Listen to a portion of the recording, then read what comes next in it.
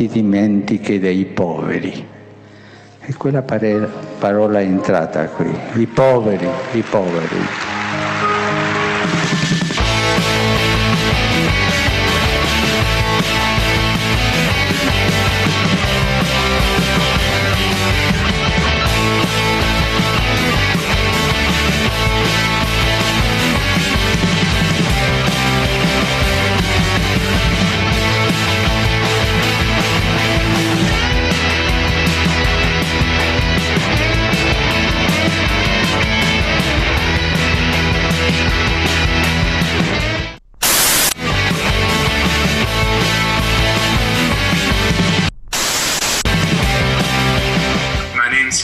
Jobs, cooking, cleaning, bathing, toileting, looking after the daily needs of children and the elderly. Respect or access to high-level decision-making to women who spend their lives providing care. Make proposals as village.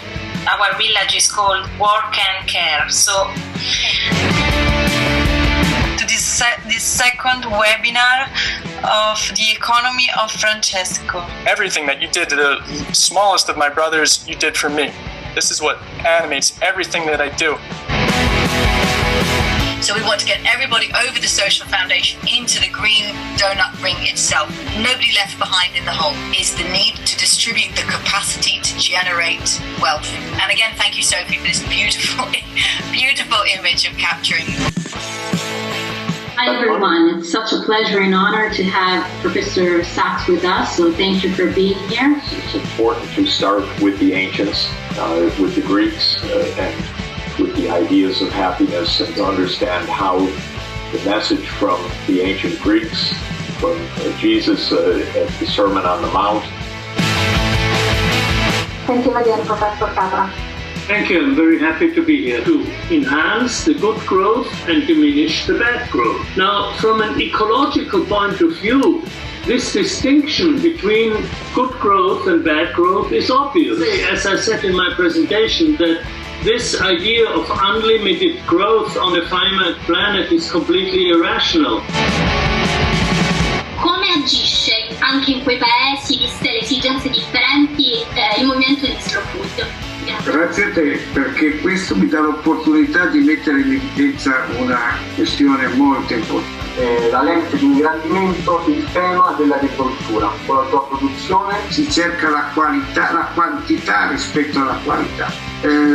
Siamo arrivati a una situazione insostenibile, veramente non è più possibile pensare che questo sistema alimentare possa continuare a fare tanti danni. They wrote some 2 papers recently on that topic, and they will share with us some of the results we just discovered. Pleasure for us to be at such a nice event. So let me start. We must create economic value, we must create employment, we must reduce environmental risk, we must reduce pandemic risk, we must be richer of time, and we must be richer of sense of life, because our goal of civil economics is generativity, sense of life. I'm also great to be part of the economy of Francesco. I'm very happy to be.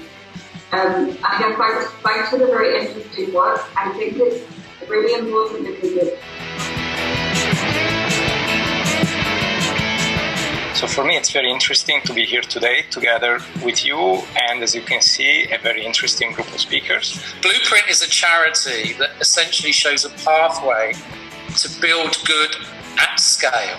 The human development that comes about because of what we do in business and because of the kind of contribution. So here's my question. What have been the challenges that you have experienced to create this new mindset of relationship? We don't actually have to attract the lay majority, that we just have to get to a certain tipping point, which I believe is somewhere around 15 or 18% of adoption in society of ideas, of technology.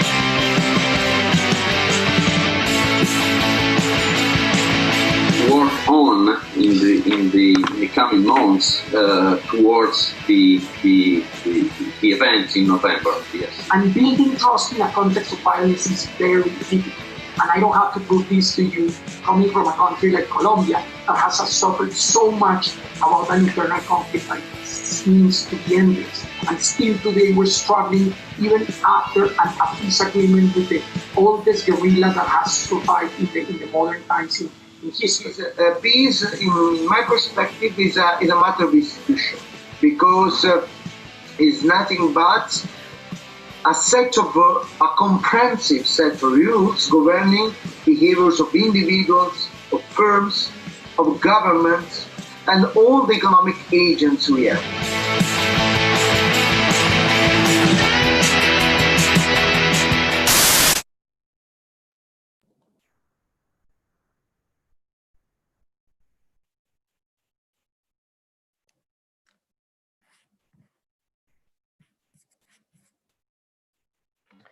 Okay, I think we can start with the webinar. So welcome to everyone, and it's really a great pleasure to have all of you together, and to introduce you also to the guest speakers of today's webinar. First, two important announcements. First one is that you can find. So if you want to follow the webinar in other languages, you can find the links to the translations just down the video. So on the YouTube page, just down there the video, you can find out the links. So you can join the translation, and you can follow easier in an easy way the webinar. And second, very important question for you is that if you have any for all the audience, if you have any question or any discussion that you want to raise, just type the question on the chat, so that our team will collect the overall questions, and we can come up with some open discussion just to finalize the webinar at the end of the discussion. Then, my name is Giacomo Ciambotti, and I'm a village coordinator of Business in Transition, which is one of the thematic villages of the economy of Francesco. And actually, our village, together with Isaias Hernando, which I want to thank for his precious work in building up this village. And our village in the economy of Francesco is focused on the businesses and how actually businesses are transitioning and moving into a more sustainable economy. And this is actually part also of my life, because I'm a researcher at Università Cattolica in Milan, studying all the managerial dynamics of social and environmental enterprises, especially in difficult contexts. And I'm really impressed about the importance of our speakers today. It's more than an honor to introduce you to Robert Bilott and John Mundell. Just to say some initial insights on the two guest speakers, and then they will have the chance for sure to explain a little bit more of their exceptional experience. So first, Robert is an environmental lawyer from US. Is famous for the largest environmental lawsuit which happened in the US against the large chemical corporations named DuPont. For more than 29 years, Rob has handled several large environmental lawsuits, including the famous PFOA matter regarding the drinking water contamination in West Virginia. In 2017, Rob also received the International Right Livelihood Award, which is called also the second Nobel Prize, the alternative Nobel Prize. So you can just understand the portrait of Rob with these initial insights on him. And he also wrote a book named Exposure on his story. And his story is also has been inspiration for a recent movie picture which is called Dark Water. Probably some of you already watched, but he will have the opportunity to explain a little bit more about his experience. This movie starred with Mark Ruffalo and Hathaway just in 2019, and I personally watched the movie just 1 month ago, and I just stopped at a certain point and say, wow, this is something which, this is actually what I'm doing in the economy of Francesco. This is the reason why I'm actually participating to the economy of Francesco. As Pope Francis called us to build actually a new, fair, sustainable and inclusive economy. And in this way, in order to pursue the truth, to pursue the happiness, I was excited to see how much Robert was able to take care about his responsibility toward the environment. He actually put as an entire, an entire commitment toward this very important mission and responsibility to preserve the planet, to preserve the health of everyone. So I just wrote to him after the movie, and he replied saying, wow, this seems an interesting webinar, so why not? And now he's here with us. So thank you so much, Robert. We will have the opportunity also to chat and discuss with John Mundell, who is an environmental engineer and environmental consultant in US, in Indianapolis, and is, as said, is a professional engineer working in the field of environmental justice and environmental, and say all the environmental matters regarding the earth, the water, and so on. So I'm very grateful to have all of you. I thank you a lot for this, and also I'm sharing the greetings from the scientific committee, from Luigino Bruni and the rest of the economy of Francesco.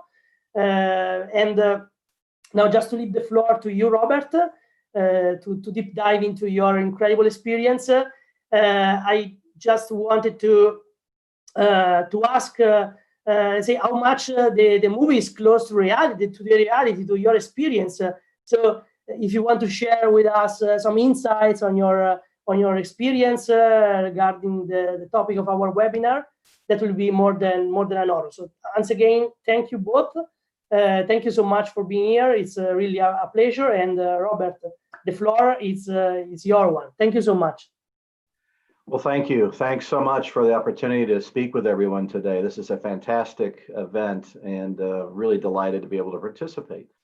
You know, as we're all struggling with a virus, you know, that's going across the entire planet, you know, what I wanted to talk to you today is about how we're all also dealing with what has been basically a hidden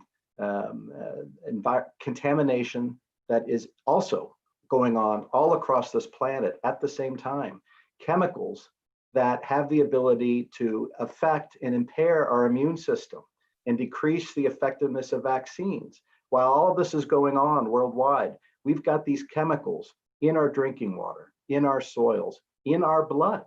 All across the planet, virtually every human on this planet has these chemicals in their body, in their blood. Our babies are being born with these chemicals. And at the same time, we're trying to fight off this virus. And you wonder, how does this happen? How does something like this happen? And how does it happen during our lifetimes? And originating out of the United States, involving some of the biggest companies on the planet who have stellar reputations for leading the science and leading environmental activities. How does this happen? You know, it's taken almost 22 years to get this information out to the public and for all of us to be here today talking about this. And still today, most people have never heard of these chemicals that we're going to talk about. These chemicals called per and polyfluoroalkylated substances. You know, quite a mouthful. They're abbreviated as PFAS. Also called forever chemicals, because these chemicals have the ability to get out into our environment and stay there virtually forever. They don't break down under natural conditions. They have the ability to get out into living things and get into our blood and stay there and circulate throughout our bodies for years and years, and our bodies have an ability to break them down. So how did these things get out there? How did this happen, and how did this continue to happen? Just until, you know, and then still going on and still happening. You know, I first stumbled into this area 22 years ago when a farmer from West Virginia came into gave me a call one day saying he had cows that were dropping dead on his property. And could I help him? And, I was an environmental lawyer helping typically big chemical companies comply with all the different environmental rules and regulations. And this is not the kind of thing that I typically handled. Yet this gentleman mentioned that he was raising these animals outside of Parkersburg, West Virginia, a town where I had spent a lot of time as a kid. My mom had grown up there. It was my mother's hometown. So I thought, well, okay, we'll take a look. We'll listen to what's going on here. And what we saw when he came up to our offices with videotapes and photographs were cows drinking white foaming water coming out of a landfill. Seemed like a pretty simple thing, I would pull the permits, figure out what rules and regulations were being violated, and we'd get to the bottom of it pretty quickly. But what we learned through that project for this farmer was there was a chemical in that water that nobody had ever heard of called PFOA. It's one of these PFAS forever chemicals. And when I started digging through the files relating to this chemical, what we saw was it was incredibly toxic. It caused cancer. It was linked and actually confirmed to cause cancer in animals. It had this ability to stick in the blood and build up over time to higher and higher levels. It had been linked with all kinds of health problems. Studies going back to the 1950s, 60s, and 70s. And even the scientists at the company who was using this chemical and putting it into this landfill where the cows were drinking this water had been studying it for decades and knew that this was a problem. And in fact, had actually been sampling for it and out in the environment. Yet I'm reading all of this and realizing, wait a minute, this chemical, which is incredibly toxic, causes cancer. Why am I not finding it on any of the lists of regulated chemicals and any of the standards that existed in the United States back then? What was going on here? And what we learned was, even though this was an incredibly toxic chemical, it caused all kinds of problems. It was essentially unregulated. And in the United States, the US EPA, the agency in charge of regulating hazardous chemicals into the environment, didn't even come into existence until 1970. And some of the first rules and regulations governing the release of these kind of chemicals into the environment didn't come out until 1976, 1978. This particular chemical and this family of chemicals had been invented right after World War II by the 3M company. And so these chemicals started being manufactured and shipped out all over the planet right in the 1940s, decades before there was a US EPA. And when the laws first came out regulating how we look at the safety of chemicals coming out into the market, these chemicals were already out there. Nobody really went back and looked at these. And in fact, it was left up to the companies that were manufacturing and using these chemicals to alert the regulators if they found any information suggesting they presented a harm or a threat. And what we saw in the documents was the companies were basically taking the position, we don't think it presents a threat, and we're not going to alert the regulators or the public. So this had been going on for decades. And the company had actually gone out and found that this chemical was not only in the water that the cows were drinking, but was in the drinking water of the entire surrounding community. Tens of thousands of people had been drinking this in their water for decades. And even though it wasn't regulated, the company itself, its own scientists, which are some of the leading scientists on the planet, they had for many years, they had more scientists within the company DuPont than existed at the US EPA. In fact, the company helped set up a lot of the processes for testing the safety of chemicals at the EPA. But this company had looked at this chemical and actually determined what it thought were safety levels for the drinking water. And the levels that were being found were way above that, but nobody was being told. Why? Because it wasn't regulated. And why wasn't it regulated? Because the company hadn't told the agency about the chemical or its toxicity. So you had this interesting dynamic going on where the scientists, even within the company, were suggesting this is very dangerous, this is harmful, this should not be in the drinking water. Yet they had the business people at the company saying, but we don't have to do anything about it because it's not regulated. Yet the only reason it's not regulated is because the company that had the information wasn't giving that information to the regulators. So as we dug into all of this, and I eventually sent this information to the regulators in 2001, I naively assumed back then regulators would step in, they would take care of this, everything would be resolved. And what we learned the hard way was that didn't happen. The regulatory process is extremely slow and extremely difficult to get things regulated in the United States. So the community, when they found out about this, came to us and said, we want this out of our water now. If it causes all these harmful effects, what's it going to do to us in the long term? So what we ended up having to do was realizing the only way to address this was to go into the legal system, which we did. We filed a lawsuit for that community. We spent years fighting about this. And at the end of the day, what we were told was essentially, in the United States, the people who are exposed are the ones who have the burden to prove that the chemical they're exposed to is harmful. And it's up to them to generate all of the science and data to prove that. Yet, unfortunately, what you then hear in response is, in order to get studies big enough that involve enough people and then have enough data to prove those health effects, you need tens of thousands of people. These are extremely expensive studies that take many, many years. So we ended up finally settling our case and setting up this unique process where we actually were able to do that. One of the first times in the history of the United States where the exposed people were actually able to set up studies that were big enough. 70,000 people we were able to get to participate in this, to actually confirm these health effects. And that took 7 years. And even once that was done by 2012, only then did the governmental agencies go out and actually start beginning to sample for this chemical across the United States. And sure enough, what they found was it was all over. This chemical had been used in things not only like stain-resistant carpeting and clothing and cookware, but in firefighting foams and related chemicals. We found out PFOA was just one of this whole class of chemicals that has thousands in them called PFAS. They're all being found. And these chemicals are being found all over the world, all over in drinking water.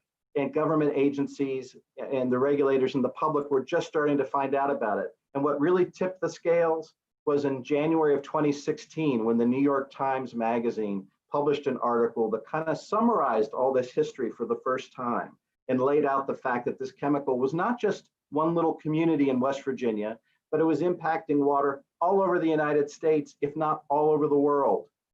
At that point, getting the media and getting the attention of the public finally to understand the scope and severity of this, at that point, did regulators start stepping in and start demanding regulations and studies, which are still ongoing now. That work is ongoing. Yet what we saw in the meantime is the company that had been involved in all of this, DuPont, as this information was finally starting to come out, what did they do? They spun off that entire business into a new company called Chemours. And then they merged with Dow Chemical, another major chemical company, and then split into 3 new companies. And the shell game begins of trying to basically dissolve. And the company that was responsible for all of this essentially then slowly disappears by the time all of this comes out and the public starts to become aware. And so one of the things I'm hoping people are able to see from looking at this story, and I realize I'm talking too long and I'm oversimplifying and skipping over a lot, but what really changed things here was people who saw something that was wrong, something going on in the environment, somebody like this farmer in West Virginia who stood up and said, something needs to be done. We are going to do something about this, even though it's against one of the biggest companies in the world, even though they had to fight the US federal government and the regulatory agencies and didn't have any support in order to do this. They were able to stand up and do it. They were able to get the science done that needed to be done to prove this. All of that, these people standing up in this small community led to enormous change, not only within their community, but within the entire United States. And now these discussions are happening on a global scale about the scope and severity of this environmental problem, which is impacting the entire planet. And I was very grateful that the folks at Participant Media, Mark Ruffalo and others were able to get together and find a way to bring this story out to the rest of the world so that people could see what is possible when people stand up, speak out, and demand that things change. And we're seeing companies now step forward and say, how did this happen? Why did this happen? And what can we do to make sure it doesn't happen?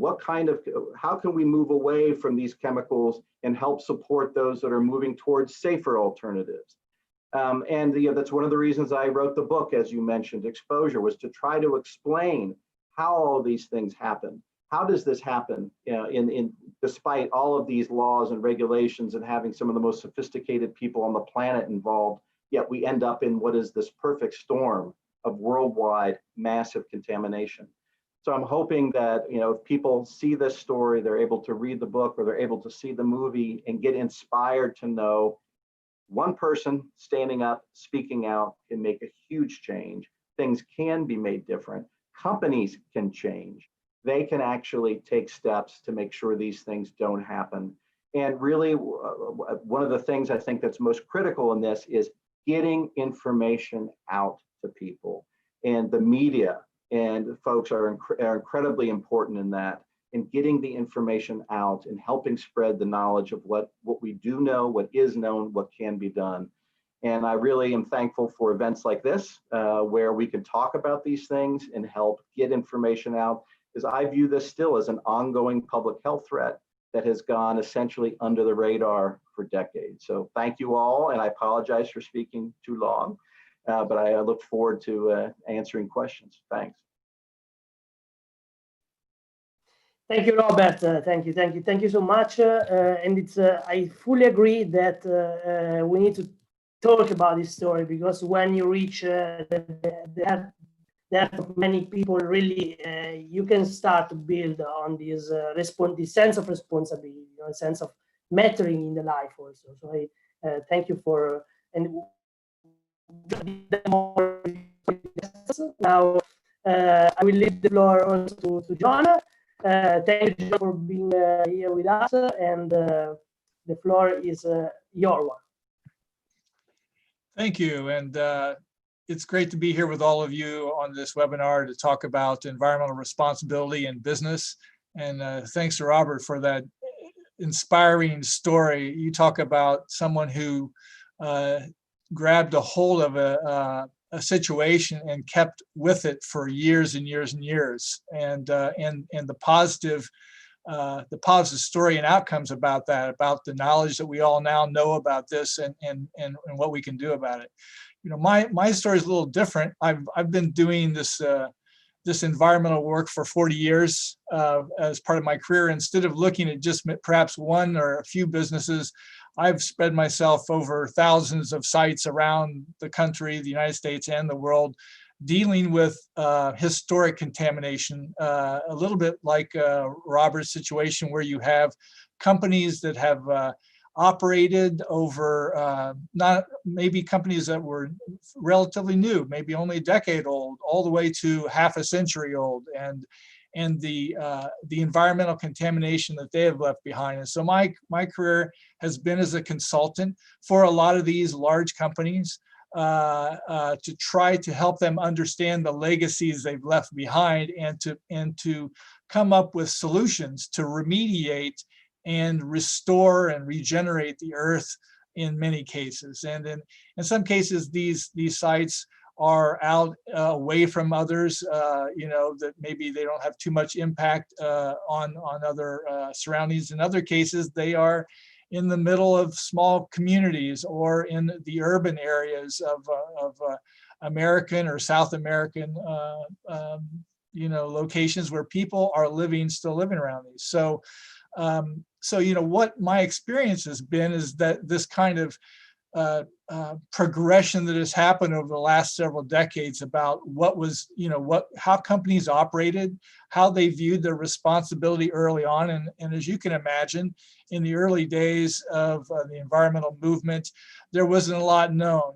The regulations and the laws weren't in place necessarily to prevent some of these things from happening. But over time, the regulations grew, science moved forward, and a lot more information was available for companies to be able to begin to take that responsibility. And so, and I've got a slide here just that I like to show, because we're talking about business responsibility. And let me pull this up, see if I can share my screen here. And let's see if you can tell me if you can see this. Can you happen to see this slide? Perhaps you can see it. it's, we're talking about businesses, and in my experience of this, of the varying kind of clients that I've had over the years, where they are at with their varying responsibilities on the environment. In this little picture, we have all the way on the left side of the screen what I consider the early mentality of a lot of companies, where they, the old American style capitalist, make money, make profits for the shareholders kind of thing, at the exclusion of everything else. And I would say this: sometimes we can view this as a large company problem, that they're kind of like, they get the bad black hats, if you will. But this also can happen with small and medium-sized companies as well, where people are really focused on making money. And in that, they may make that money at the exclusion of everything else, at the exclusion of the laws that are available, at the exclusion of the local common good or the communities they operate in. And that transition, this idea of either businesses that transition into becoming better businesses, or maybe over time they adopt new policies. But you can see, as you move forward to the right on this line, you see that a greater social and environmental awareness grows within the company, and the extent of their responsibility, how they choose to respond to those responsibilities, also grows. So that toward the right side of this little diagram, you kind of see that the kind of optimal or extreme condition, where you have a company that wants to lead this, that's very value system that they've set up includes the environmental impact that their business has, and they balance the need for profits, which companies need to generate income in order to move forward, but they balance that with the social objectives and the environmental objectives. And so, my experience over the last 40 years is working with a lot of companies who undergo what I think Pope Francis might call an ecological conversion, which is needed today. And in his famous now document, Laudato Si, talks about the need for this. And the fact that this is an ongoing process, not only within business, but also individually as well, and collectively. But this conversion we have has to do with viewing business, the operations, as something more than just making money and returning a certain revenue for the owners. It involves that balance. And so for me, I've had that work with companies who've tried to work through this, who, I bring as a scientist and an engineer my skill set to be able to evaluate their concerns, as Robert says, lots of testing, lots of delineation of the impacts, what kind of chemicals they've released to the environment, but then also how does one clean that up? How does one go about renewing the earth and allowing us to start again in some areas, to redevelop areas that were blighted, to reduce the impacts on the communities. And so you would think now in the United States that we've and elsewhere that we're all the way over on the kind of the right side of that diagram, but we're not. We're still in process. But what I would end here with my short comments is there's hope in the direction we're going, because, as Robert said, transparency is increasing with time. Data availability and communication is increasing. The ability to get a story out in a widespread kind of way is increasing. And so with that kind of awareness, transparency, and data availability, we begin to exert a kind of a collective pressure on companies, boards, board of directors, the employees within those companies who want to belong to a good company, who want to feel good about that. And so we're in my view, a time period where this is happening, where this is where we're actually seeing change happen, not just because companies are being drugged by lawyers to the courtrooms and battles won only, but also because of as Robert said, the independent actions of citizens and the awareness we bring to the circumstances of improving environmental responsibility. So yeah, I think it's good enough for now, but I think that's you know, I'm jaded in the sense I've had 40 years of experience, but I've also seen collectively trends that I think are positive that could help us move in the direction of more environmental sustainability within business culture that is positive.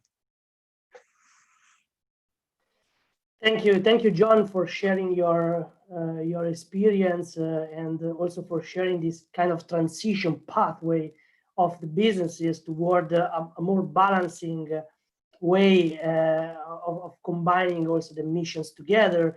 Now, just as an icebreaker questions for Rob, very shortly, I was very curious about, because Robert, you have been defined as an American hero. And this is quite interesting because sometimes we say we don't talk with personally with American heroes. So it's to me it's a great opportunity. But the most interesting thing when I was thinking of that is you didn't find a hero, but what is actually an hero? So who is an hero? I was thinking of that, and probably. It's not a matter that you have been stronger than others, for sure. The answer is yes, you have been maybe stronger than others also in this fight, but because you entirely committed yourself, so this would be my answer, no? So you committed yourself entirely as human being for a new and fair economy, which can include also the most marginalized, the most discarded communities, right? And we have been involved in several years in fighting, as you mentioned, against this large chemical company. But say I will say you fight it for the truth. You fight it for a better life, for a better world. So you follow this pathway, and you're risky. And by committing yourself, you risk your life, your career, probably your family also has been involved in this effort, in this commitment. So my question would be like a very personal question: what moved you in this pursuit of the truth? What can you suggest? Very short, because then we can deep dive into more general topic. But say what is your suggestion how to be persistent? Say to be persistent in front of the reality, to be persistent in this commitment. Say what moved you to in this kind of amazing journey of an American hero? What is? You know, I think I had the rare opportunity to meet some incredible people who happened to be Wilbur Tennant, the farmer in West Virginia, who was incredibly determined and passionate that the truth needed to come out. And if people just see the facts, if people just take the time to sit back and look at the facts, they would see what he was seeing. And I was resistant to that at first. I didn't believe what I was hearing or what I was seeing. But I sat down and I looked at what he was giving me, and I saw what he saw. And I agreed with him. And ever since then, I've had that in the back of my mind, that if I can just find a new way, a better way to get these facts out, people will see the truth. The truth will come out, and that will prevail in the end. And it may take a long time, but eventually that happens. And I think we're seeing that finally happen with this group of chemicals. And I think Mr. Tennant would be quite happy to see the truth is coming out. Wonderful. Same question to you, John. In your experience, in your career, what moved you, and which kind of suggestions you want to offer for all the youths which are watching us today? It's kind of an examination of conscience, right? What really motivated you? You know, I think it really started. I look back at one of the initial motivations. I remember the first Earth Day, right? I remember 1970 cleaning up trash along the roadways of a rural country road, participating in that, and realizing at the end of the day that something happened, that little acts like that can make a difference, and they plant seeds that sustain you in other circumstances. And so I would say, feeding that passion for the earth and for action. In my case, it resulted in me following a path of understanding the earth. I'm an earth scientist and an environmental engineer. So just the absolute love of understanding how it all works. How do things work? How does the earth, how does the water cycle work? What's the earth made up of? Chemicals and rocks and all those kind of things. That passion, that was the first part of that. Then what began to feed it later was when I got out and practicing and seeing some of the devastation to our environment firsthand. I mean, I often tell people I got to visit almost all the major cities of the United States, and I didn't get to see the good spots. I got to see all the really contaminated spots, the lagoons with chemicals of different colors, and rivers and lakes that had been contaminated, and lands.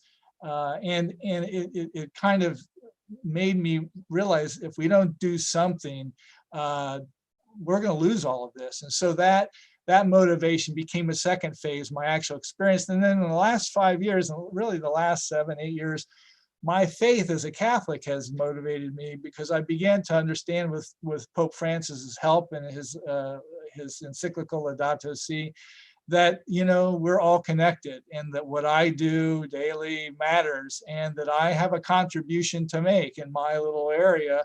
Robert may be an attorney, you may be an economist, but we each have this. We each have something to contribute, and that it's not ours. This isn't. Everything is a gift. It's been given to us, and so there's been a motivation from a faith standpoint as well on why I'm so passionate about the earth and environmental protection. Thank you, John. Thank you for this answer, and thank you also to introduce the Laudato Si encyclical as my question to Robert now, before going to open the discussion with the youths, with some youths of our village. Let's say my question is regarding our village itself, because we are talking about the business in transition toward a new economy. And this is actually what we also saw recently with many companies that turned into more impactful missions, considering societal values, considering environmental values, social justice, and so on. And this is what Pope Francis also invited us with the invitation to the economy of Francesco, to build the economy of Francesco together. And actually, his call to all the youths worldwide is actually to put together, to consider together the ecology and the economy aspects. So, as he wrote in Laudato Si, so citing him, today, however, we have to realize that a true ecological approach always becomes a social approach. It must integrate questions of justice in the debate on the environment, so as to hear both the cry of the earth and the cry of the poor. Also, he wrote in a letter which called all of us together in the economy of Francesco that everything is to be connected, and we need to safeguarding the environment, which can be divided by the social justice, by the economic profitability of businesses, and so on. So my question, Robert, is how, in your opinion, can businesses really combine these different missions? Sometimes we see that this combination of this pursuit of different missions is just a matter of marketing stuff, so just to show an image, but then behind this there is very, very little of this kind of responsibility toward the environment, toward the society. Sometimes it's just a matter of law, so they are constrained by law to pursue several missions, multiple missions. So in your opinion, how is it possible to successfully combine these different elements and very divergent elements, social, economic, and environmental mission? Yeah, it's a great question, and it's something that I think we're seeing happen right now. And just as an example, again, with the PFAS chemical world, as the information comes out and the public is becoming aware and of the concerns with this particular group of chemicals, there are companies that are stepping forward and frankly, seeing it as even a market opportunity, to respond to folks demanding that these changes be made and that more sustainable products be made. Seeing that as a real opportunity, not as a threat, not as a potential harm to the business, but actually as a real way to grow and a real way to embrace new markets, new people, new technologies, and really see it as opportunities. And at least in my experience, I'm seeing it, in at least my small world that I deal with, seeing real change in the way that's approached by a number of companies that are, instead of fighting it, instead of hiring folks like me or other lawyers, to go in and keep battling against any change and to keep the status quo, and keep the particular market this way, are really embracing the idea of, responding to these changes and seeing it as new opportunity. And there, I think, are some great examples of that going on, not just in the product field, but in the technology field as well.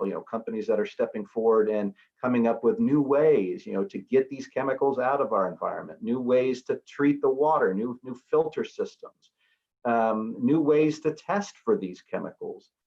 I think that the whole mindset I'm encouraged to see is changing and viewing this now as opportunity and not as a threat to be fought. And I'm hoping that trend continues. Yeah, wonderful. And I think that also your story is inspiring in this way, like in pursuit this kind of combination, taking care of the community, taking care of the health, taking care of the environment, the animals, and everyone. So thank you so much.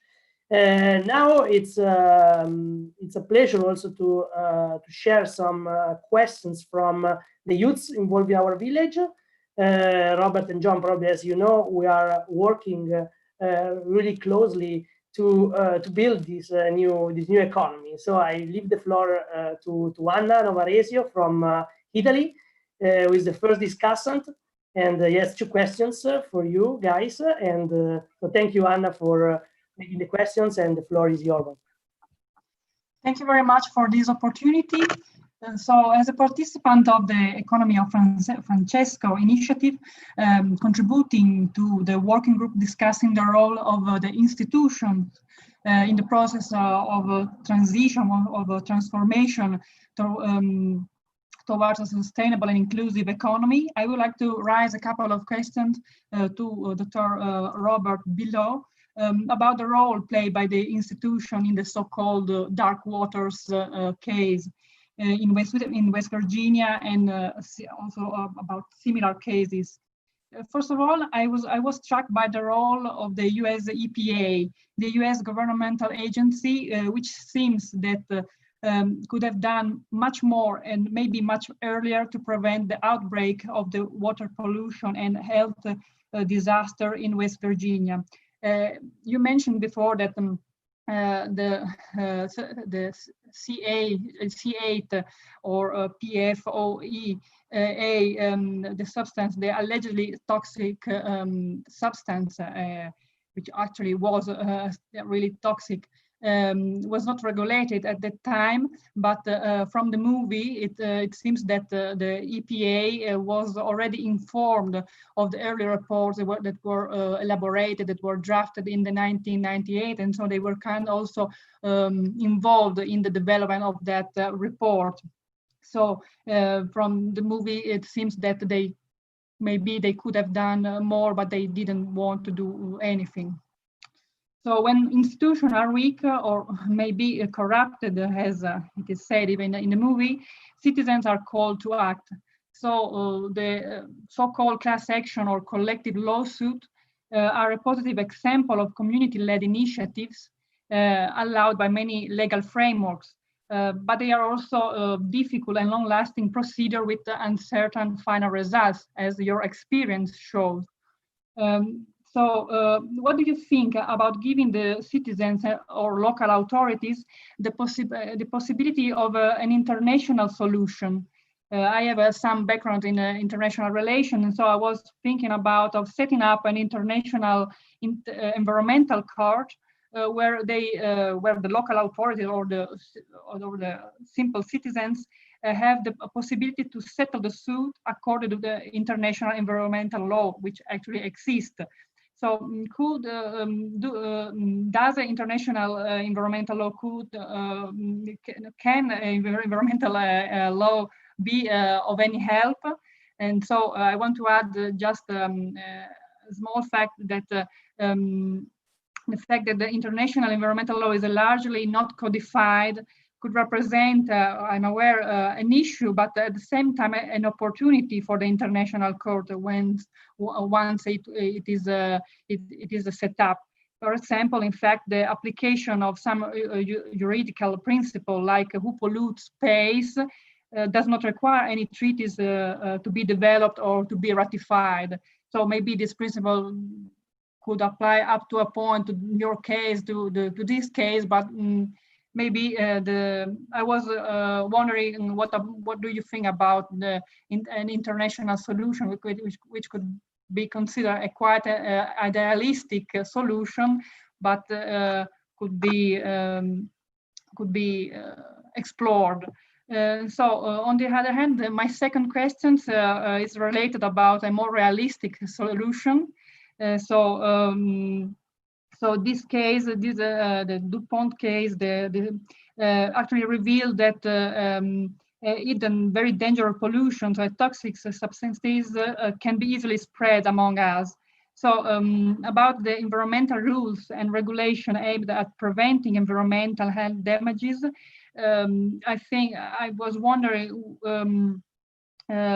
why does not the US EPA and all the EPA in all the world countries adopt, why don't they adopt a ruling system in which the chemical companies, in this case, but the companies, for example, also the companies in the agri-food with respect to the FDA, also concerning the US context.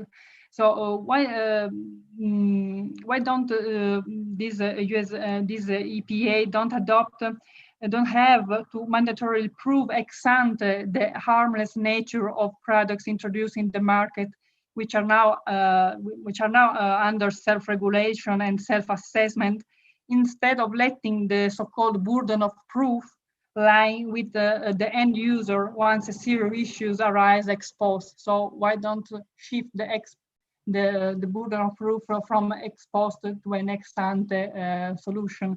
So it seems to me that the European regulatory framework is quite an example in this field, and maybe it could be taken as an example also for the other regulatory frameworks throughout the world. So this maybe could be a more realistic solution to avoid the spread of toxic substances and have to wait to prove after several years that they are actually toxic. They should prove that they are not toxic before they introduce them in the market. So thanks for hearing me, and so for your questions in advance. Thank you. Well, thank you for the question. I'll try to combine both questions here in the answer, because I think they're related. You know, as you indicated, in the U.S., if you're a community or an individual who's been exposed to some chemical, it's typically up to the person who's been exposed. It's their burden to prove that there's been some damage or some harm to them, and typically, they've got the burden of proof. And you've got to prove that it's actually caused damage, and it's incredibly expensive. You've got to bring in experts. You've got to bring in folks that can prove these connections between the exact amount that you had, the dose that you had, and whether it's actually going to cause that harm. Incredibly complicated, incredibly expensive, incredibly time-consuming.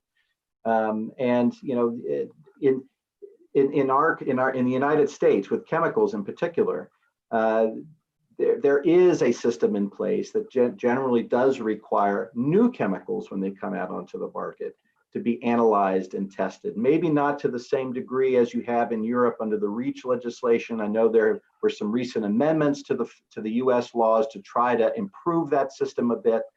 But the problem really that resulted in this whole, what you call the dark waters issue, this whole issue with perfluorochemicals, is that these were chemicals that were out there and already existing before these laws came into place. So really, you've got this, this problem with tens of thousands of chemicals that are essentially unregulated, that were out there in our environment, we're all being exposed to before a lot of these laws came into place. And at least in the United States, you're kind of left then with what we call the tort law. You've got to go back and actually prove that these things caused you harm. You can't point to any particular laws that would apply, since these chemicals really kind of predate those.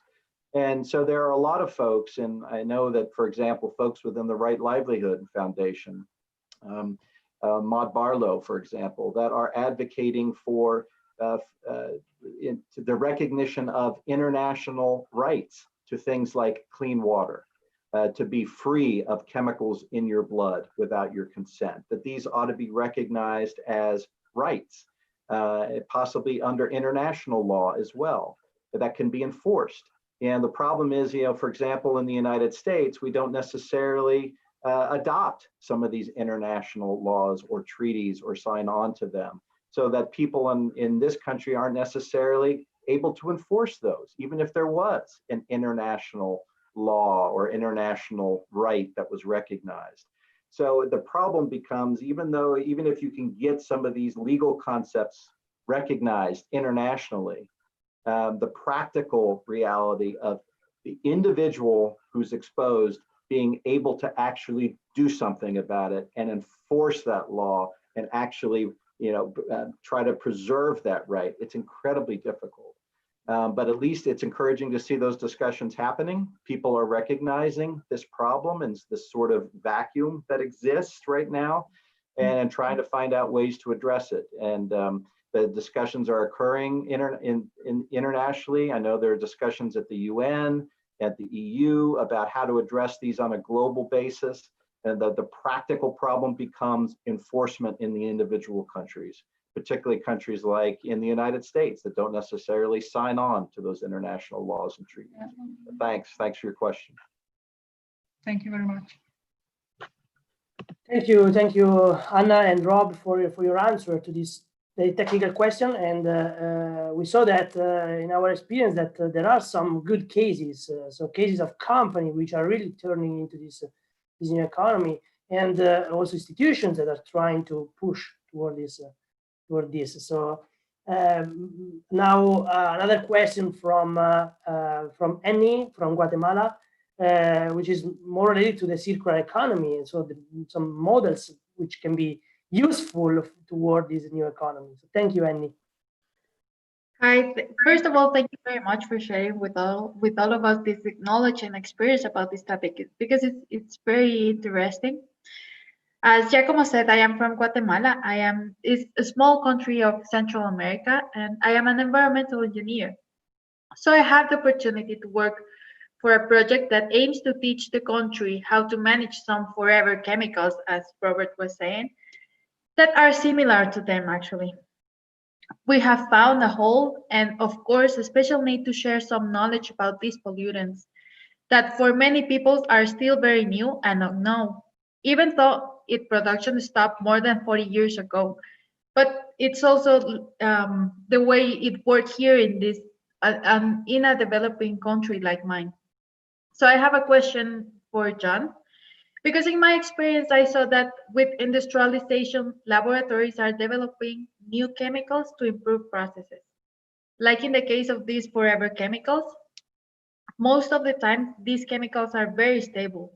But this is exactly why it can be so persistent in the environment, because it remains generation by generation. So it seems like new developments must consider the environmentally sound disposal of each creation.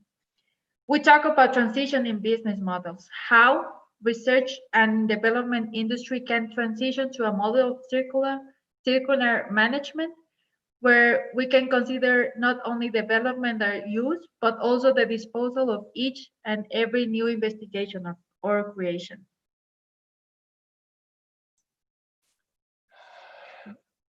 I wouldn't call myself an expert in the circular economy, but I have worked with a lot of companies who have begun incorporating those principles into their whole scheme of things. You know, everything from where you have companies achieving zero waste at a certain point, where the objective in the whole process from going from design to production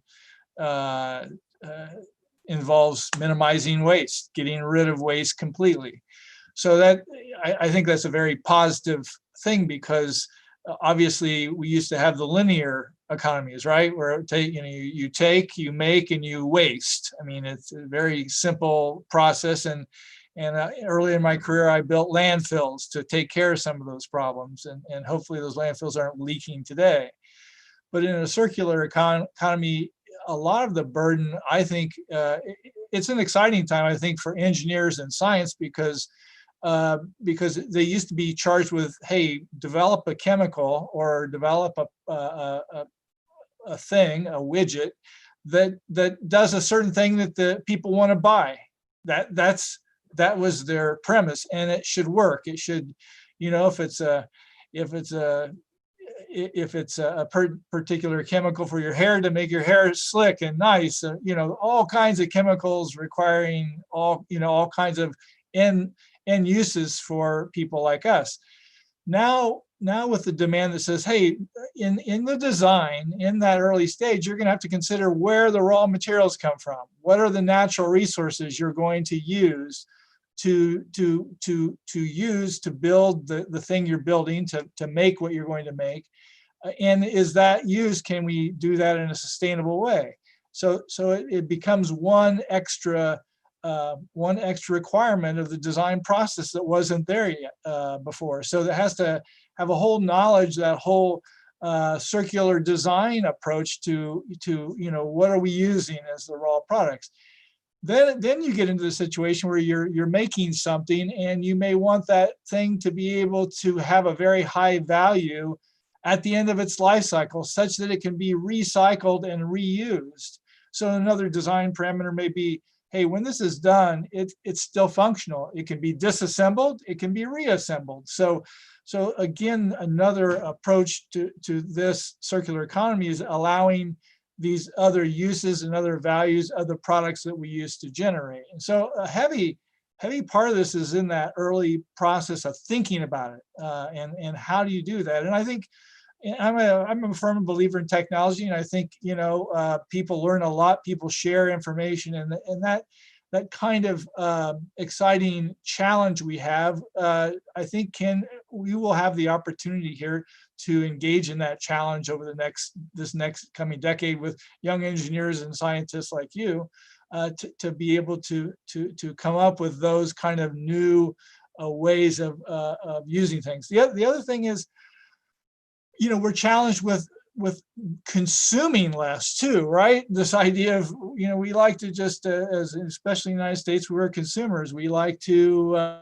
have things, and the consuming part doesn't mean that at the end it's not, it used to be, it's not worth anything. It needs to be thrown away. Now, perhaps consuming needs to change to not consumption, which means the using up of the whole thing, but the actual utilizing it for a function while we need it, and then perhaps something else can replace that, achieving that same function. So you're not necessarily consuming it, you're changing a life, you're adding to a lifestyle that allows you to do some kind of function, and you're using a product to help you achieve that.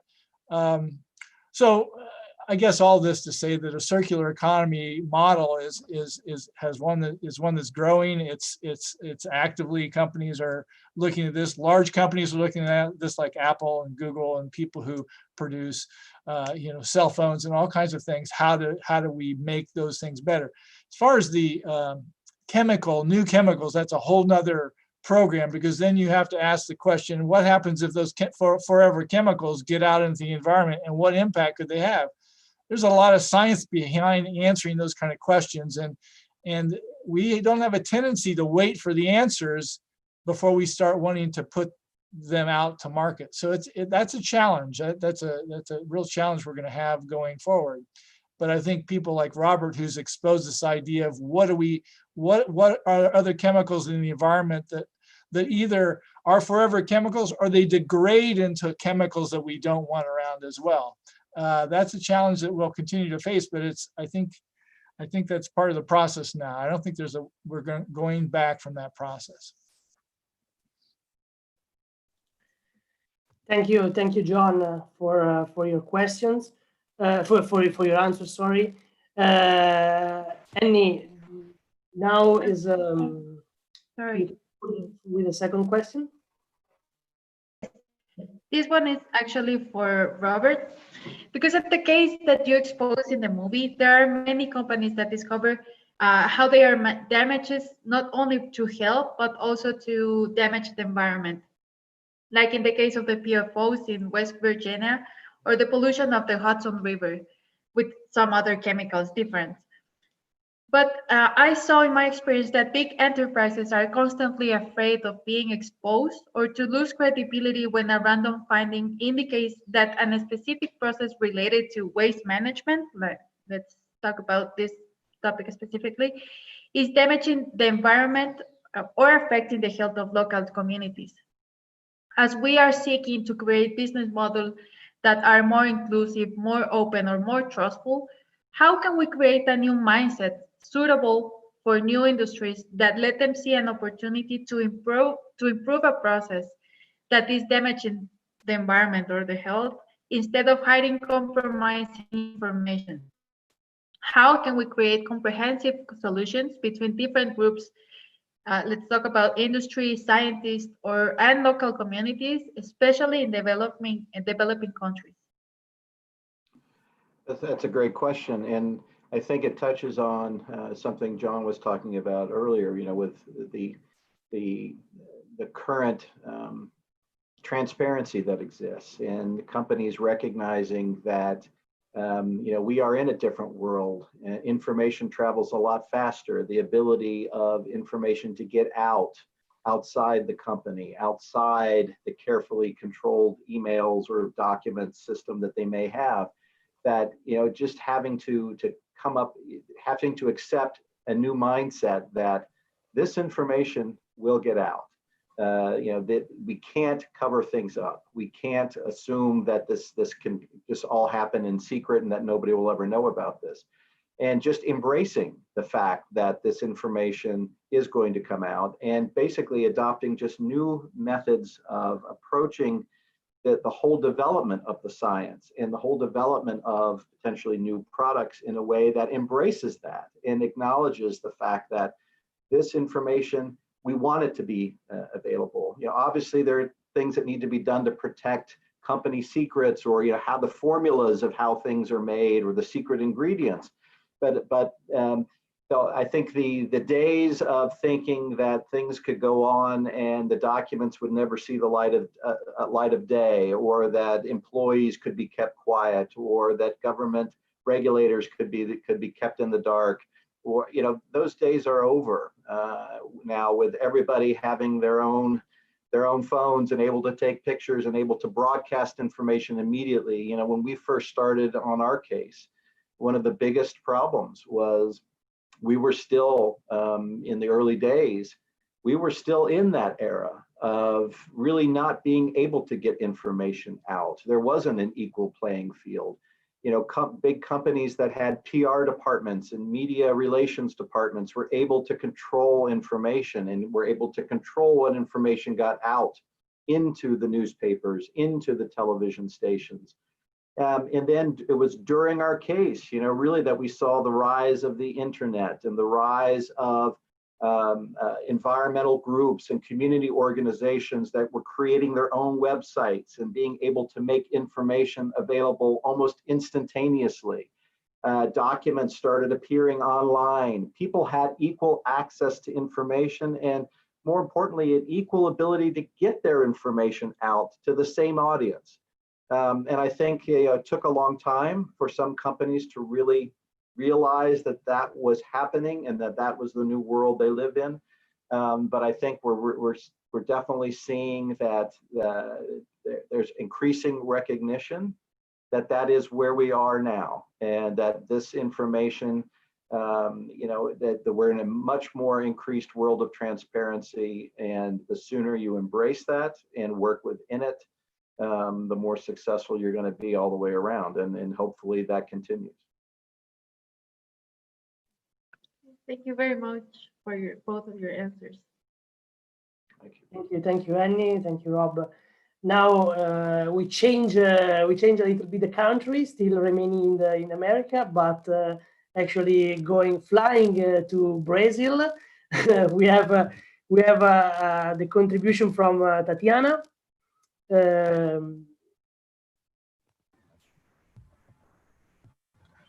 Hello, everyone. It's a great pleasure to be here. First of all, I need to thank Robert and John for sharing such relevant knowledge with us. And my question goes to John.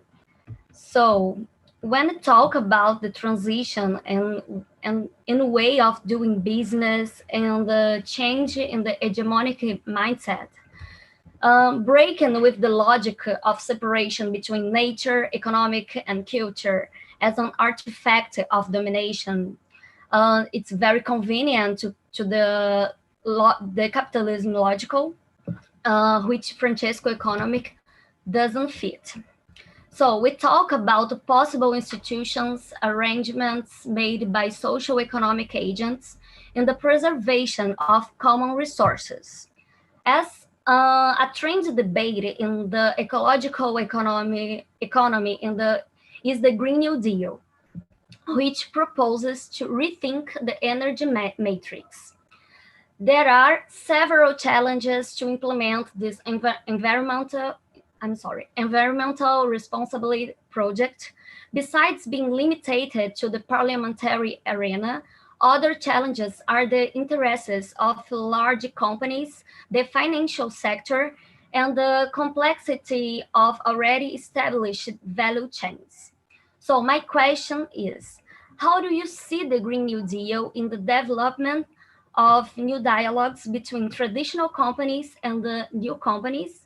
And are you optimistic about this project? That's quite a question. Thank you for that. If you're not in the United States and maybe you follow us here, this idea of a Green New Deal is all about this kind of a massive public works project, this vision of completely transforming the American economy into one that is completely zero fossil fuel use over time, good for the climate, and good for sustainability. And I would say this: Americans aren't. We have some experience in this after a few world wars where we had large public works projects. The original New Deal project that put massive amounts of money into public works that benefited the common good. So it's not an unusual idea.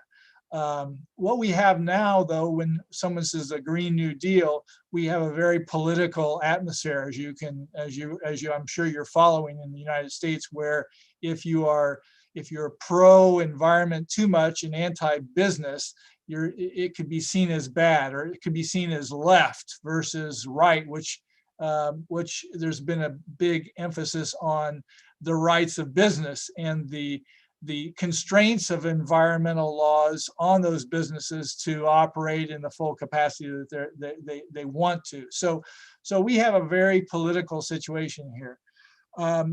The good news in some respects, I'm an optimist. I've always been an optimist. But the good news is that the economic drivers are on the side of the environment, in my sense, in the sense that renewable energy is, over the last 5 years, have made really big inroads with challenging the use of fossil fuels as the only kind of approach. We're not going to get rid of fossil fuels right away. There's too many things related to how we're using them in society. So it's going to be a transitional process anyway. But there's a lot of technology and a lot of smart people who have found more efficient ways of using things, making things more energy efficient.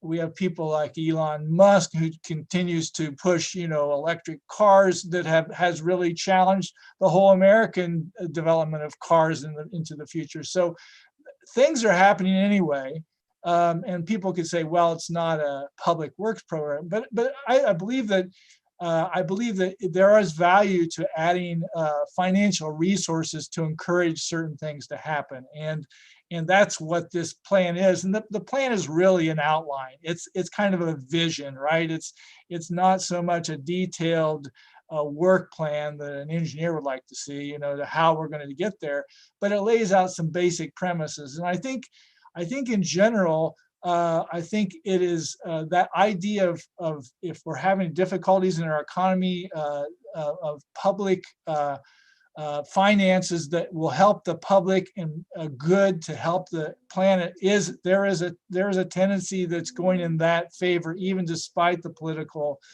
problems that are going on. So I believe in the idea of a New Deal. I believe in the idea of new opportunities for people to have training to learn how to work in the new economy. How to, we're putting solar on a lot of communities here even in the Midwestern United States. We're working with the Catholic Church to find opportunities to replace our existing old energy systems to put in renewable energy.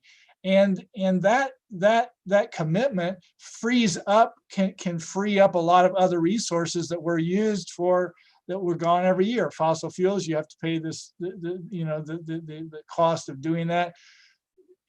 There are a lot of good things associated with the Green New Deal. So I guess I haven't really answered your question other than saying I think it's a good idea vision-wise. I think it's good for the planet. I'm absolutely convinced that the science of climate change is true.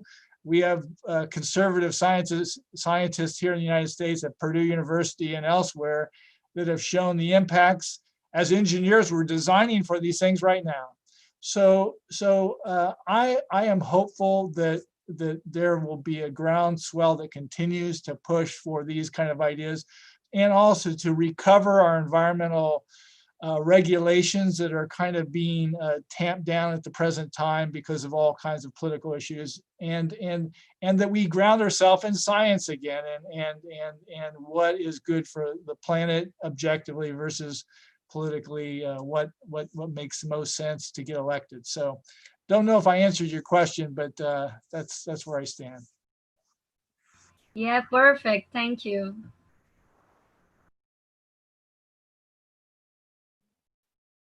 Yeah, you can go with the second question. Yeah. My second question goes to Robert. So, in the fields of economic, common pool resources are watersheds, lakes, irrigation systems, forests, etc. As the common pool resources depends on as the economic Nobel Prize Ostrom says, the preservation or destruction of common pool resources depends on the interaction between social economic agents and their perception of what is property and what is resource. The creation of institutions aiming to preserve this kind of good can be articulated in several institutions in several ways. Whether by transnational social movements such as the Battle of Seattle, or within a more formal scope of the law, such as the case of DuPont. So my question is, how can social economic agents build effective institutions in these various scopes, whether by law, regulation, informal social rules, changing mindset, knowing external variables that strive to preserve common resources without incurring in regressive thoughts that consider the environment as property or commodity. A good question. You know, I guess I'm looking at it as a lawyer from a legal perspective.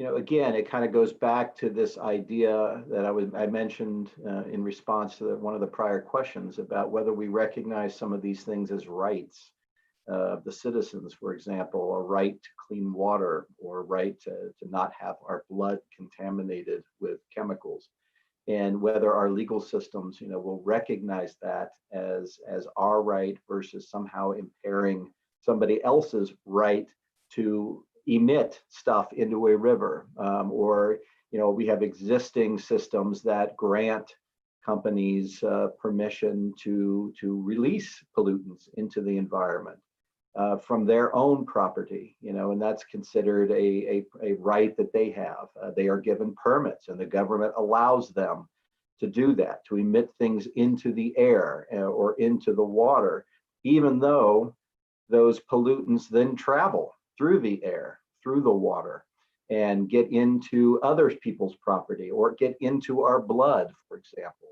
You know, again, I go back to the PFAS chemicals. You know, these are emitted out into the environment knowing full well that the place they end up, once they go through the air and through the water and through the soils, is in us, in our blood, where then, you know, we're walking around almost as the unpermitted landfills for these chemicals. And, you know, it's really creates a real complicated issue as lawyers and in the legal system as to, you know, where do those rights intersect and whose right prevails over whose. You know, we have a long tradition, you know, as John knows, of allowing companies and parties to have rights to emit and to pollute. Believe it or not, you know, there are rights, and they're codified, and they've been around for many, many years. You know, that people can get permits and they can get permission to do this. And it is essentially allowing that, you know, to go out into the environment where it essentially will, you know, contaminate other people's property and other people's bodies. And I think what we're now seeing is sort of this emergence of, as you just indicated, you know, people thinking, at what point though do we have a right to protect the environment or the rest of us? And how do you slice that? How do you figure that out legally? And at what point, you know, do the laws start to recognize that? And I think you're starting to see some of that discussion happening, some of those ideas and concepts starting to make their way into the court system. And I think it's going to be an interesting battle, particularly as the technologies and the science have changed, and our ability to detect things much further away and at much smaller concentrations, and our ability to link them back to where they came from has improved so dramatically that the science and technology has really kind of outpaced a lot of the law and a lot of the rules on the way things have been working for many, many years. And hopefully the folks like you, the younger generation, will be able to figure out how we slice that and how we figure out how those rights get balanced. It's going to be a fascinating thing to watch. Thank you so much, Rob. Thank you, Tatiana, and thank you, Rob, for your answer. I think that we stimulated a lot of more questions than answers. So our aim is fulfilled in this way, because we got a lot of, let's say, a lot of hot topics for the next future. We got a lot of questions, so I don't know if I can steal to Rob and John just a few minutes more to make like 2 questions from the participants that are watching us on YouTube. there is an interesting question from Teresa Somenji, who asked to Robert, what is the scariest? So she's scariest for me personally in your story, Robert, is the slowness and the reluctance to react of the institutions. You have pointed out the importance of media and getting the information out. So what we talk about, the transparency, basically. So the question of Teresa is, do you see any alternative ways of influencing the regulatory body? And do you think, for example, that green parties would have enough power to actually acting for responsible changes in these terms?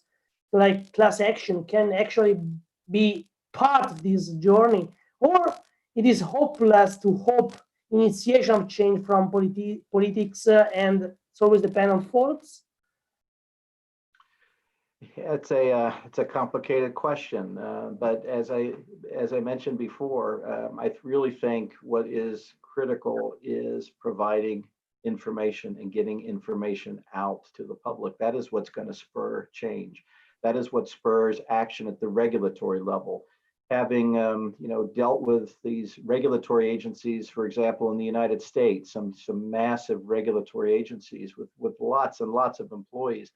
They are handling a lot of issues and they have a lot of problems thrown at them from a lot of different people. And a lot of times they are understaffed, underworked, without enough budget, not enough money to handle all of this. And so what happens a lot of times is, the squeaky wheel is the one that they respond to. And the issue that's generating the most pressure for the agency at that particular time is the one that they may most likely react to. So, getting information out, getting folks, particularly within the media, to be able to provide the information and get data out to people is critical. And we saw that happen with the PFAS story. For 20 years, this went essentially unrecognized and nobody really was paying any attention to it, until you started getting national media that actually picked up on the story and started reporting on it and started actually finding a way to make it understandable as why it related to everybody else. As lawyers, we may focus on the minutia, or as engineers, we may be focused on the science or the technology, but there are folks within the media who have an ability to synthesize stuff down in a way to make it understandable as to why it relates to the rest of us and be able to actually convey that story in a way that's effective. And so they serve an incredibly important function. It's just really, it's been amazing to watch the change in the last 5 to even 10 years. You used to have newspapers, for example, with extensive investigative journalism staffs and reporters whose job it was to dig into big complicated stories like PFAS. But as we've seen the rise of the internet and with social media and the ability of everything to get synthesized down even further and further to simpler and simpler concepts and 5-second tweets or whatever, that we're losing a lot of that. And that's an incredibly serious thing in my view. That we're losing a lot of the investigative journalists and the people that used to go out there and report this information and synthesize it down for us so that we can understand it. So it's at one point, in one sense, it's great that all of us have this ability to get information out and we're all sort of on an equal footing, but at the same time, we're losing a lot of what used to be a very important function in the media. To actually dig into these complicated stories and put them out to the rest of us in a way we can all understand.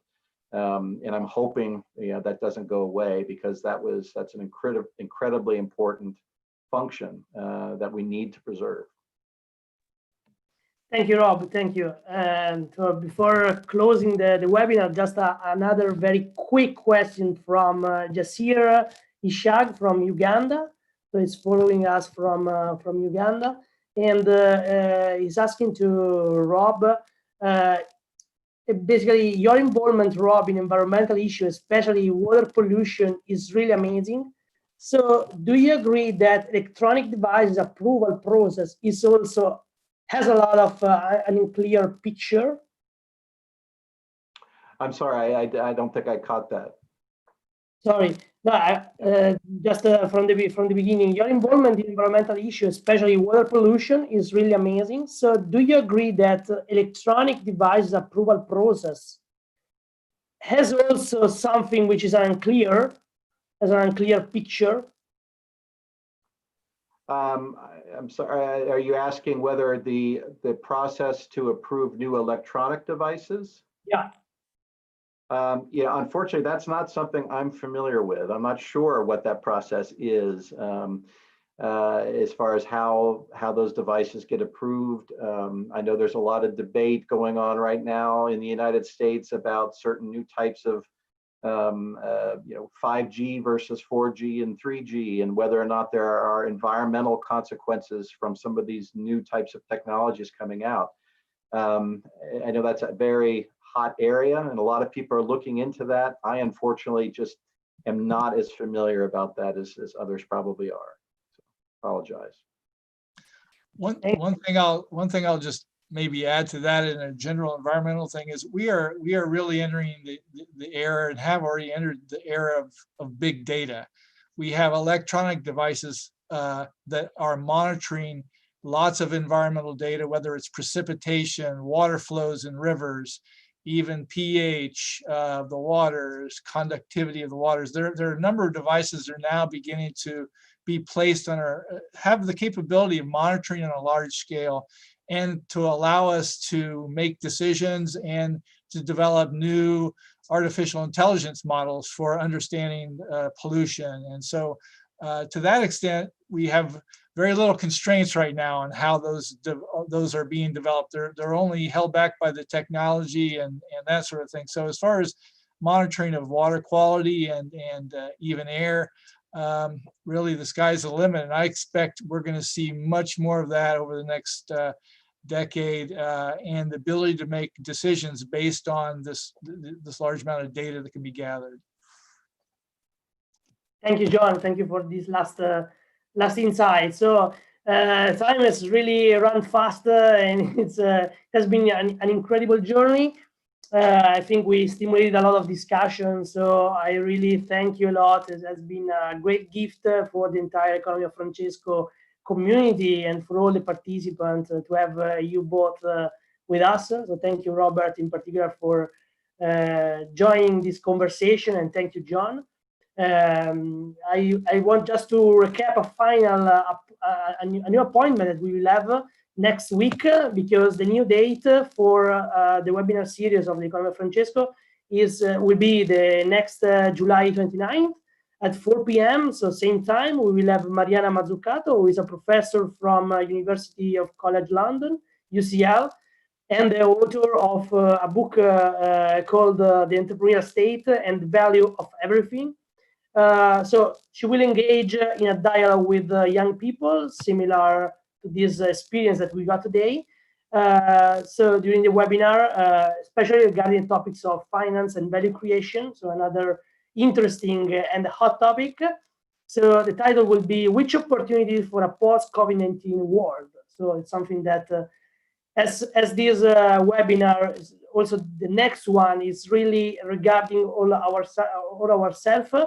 Once again, Robert and John, I hope you enjoy this kind of challenging questions also for you, because maybe we don't have all the answer, even if we are heroes, but we will try to be committed like you. We will try to capture all your experiences, John and Robert, to be responsible in this way and to be committed as you showed in your experience and in your incredible life. So thank you so much for being with us, and I really wish that you can join also the next webinars. And good evening, and have a good rest in your day ahead in US. Thank you so much. Thank you so much. We really enjoyed it. Take care, everyone. Thank you, guys. Bye. Bye.